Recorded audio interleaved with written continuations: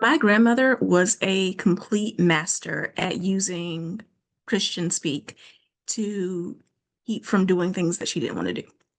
So, towards the end of her life, my grandmother became more of a Christian, got baptized, all of that stuff. But when I was younger, she was more of a CME. So, she would go to church on Christmas, Mother's Day, Easter.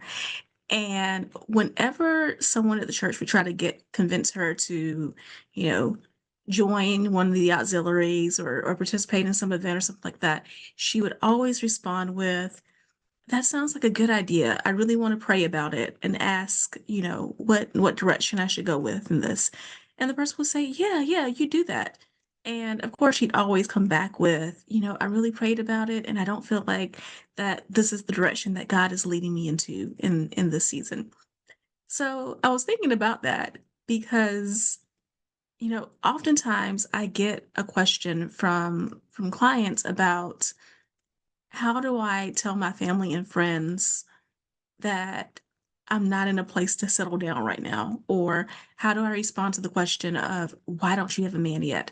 So we are going to answer that question today using some of those responses that are hard to refute. So, welcome. My name is Keshia Rice. I am a dating coach. I am also a hypnotherapist. I help women learn how to heal from old relationship wounds and to attract healthy, loving relationships. So, this whole idea of answering that question, why don't you have a man yet? Or when are you going to settle down? That is one of the most annoying questions that you can ever receive when you were in your single season. I've been there. In fact, as of the recording of this video, I am still there because I'm married. But of course, once you get married, then it becomes, when are you going to have kids? Right. So, those intrusive questions never stop. And right now it is fall, which means that the holidays are going to be here very soon. And you are going to have to deal with those holiday dinner interrogations. So let's talk about a few responses that you can go with to answer the question. So before actually I get into those responses, I do want to make one point clear. You don't owe anyone anything. You very much can choose to just not answer questions. You can choose to set that boundary. You can tell your family members and your friends that your love life is not up for discussion. It is not up for debate. And if they bring that up, you will change the subject. If they try to bring it back, you will leave. Again, you don't owe anyone anything, and you don't have to defend your worth because you are valuable and you are worthy regardless of whether or not you are in a relationship. However, I do also understand that sometimes you just don't want to deal with all of that, especially if it's a family member that you don't see very often. Taking the time to have that whole discussion and set the whole boundary is something that you just don't want to put energy in. So that is the purpose of this video, for answering questions like that. I would encourage you, though, that if this is truly something you don't want to discuss at all, for the people who are close to you, that you deal with a lot, that you see fairly often, you should have this discussion and set the boundary. But just remember, you're not behind, that, you know, marriage is not something that has a deadline, and being single is not you being in a holding pattern. It is being in a specific season where God is working with you and through you and for you on specific things. But again, here are some practical responses. So the first one is to redirect people in a lighthearted, kind of fun way so that you're not letting the conversation get too serious, but you're also making your point and you're getting your point across. So if your aunt or mother or grandmother says something like, "Oh, when are you going to finally settle down?" Your response can be something like, "When God sends someone who's going to keep up with me," right? You show that you have some humor, you show that you're not pressured, you're not feeling depressed over the fact that you're in your single season, and you remind people that you are not desperate and you're willing to wait. You're willing to wait on somebody who is worth the wait.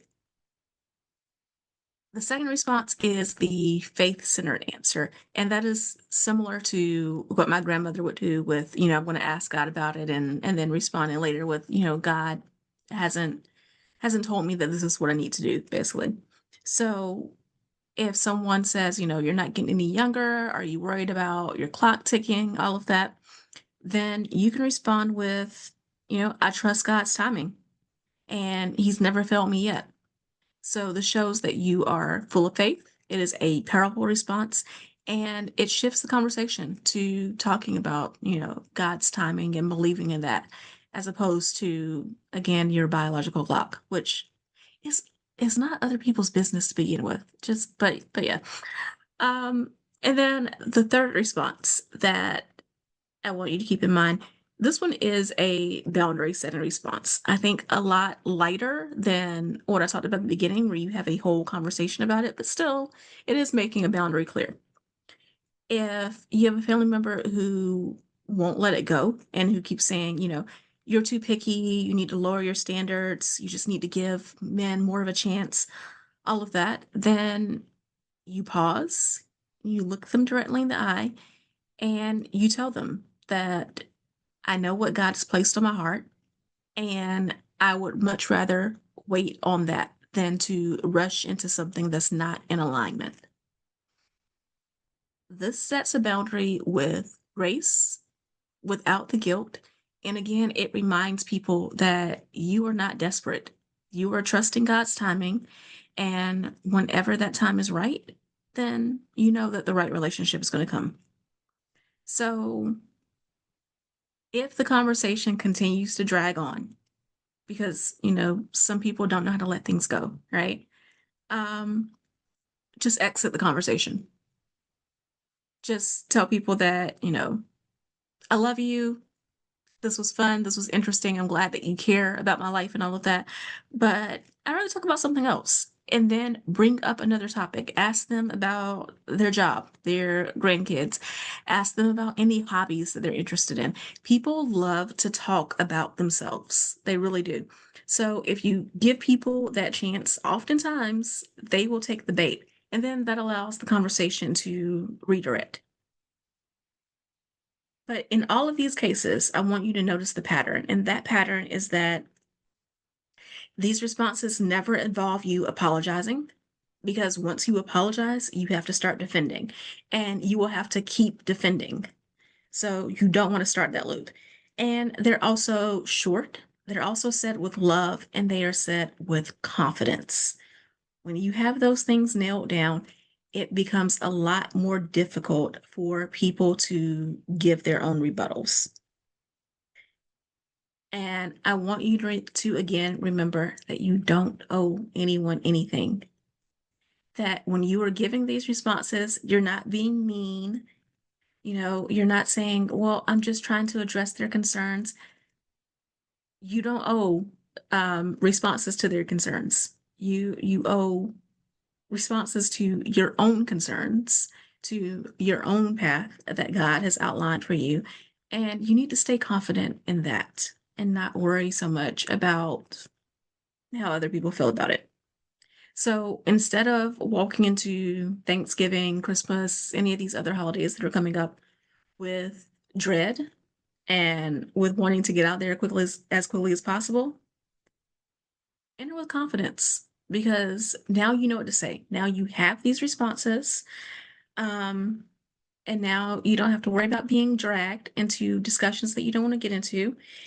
And you can be the one who shifts the atmosphere, who shifts the tone. And not only are you shifting the tone for yourself, but in doing this, one of the things that I talk to my clients about all the time is breaking generational curses. And whether it's talk about being single or whether it's other things, the women who come to me with this, it is often something throughout their entire family where everyone is too nosy, too into other people's businesses, and oftentimes bullying people into getting the responses that they want.